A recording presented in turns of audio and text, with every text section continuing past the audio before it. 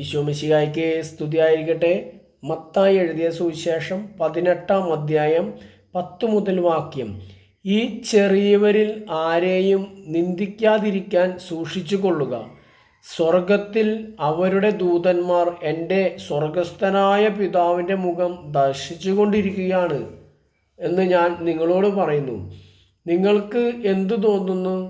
ഒരാൾക്ക് 100 ആടുകൾ ഉണ്ടായിരിക്കെ അതിലൊന്ന് വഴിതെറ്റിപ്പോയാൽ 99നെയും മലയിൽ വിട്ടിട്ട് അവൻ വഴിതെറ്റിയതിനെ അന്വേഷിച്ചു പോകുകയില്ലേ?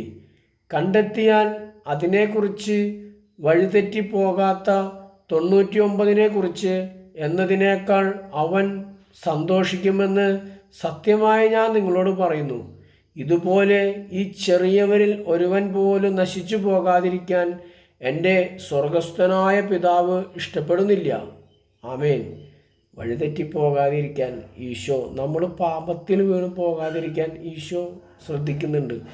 ദൈവപരിപാലനയിൽ ആശ്രയിച്ച് ജീവിക്കുക. പാപത്തിൽ നിന്നും മാറി യേശുവിലേക്ക് വരാം.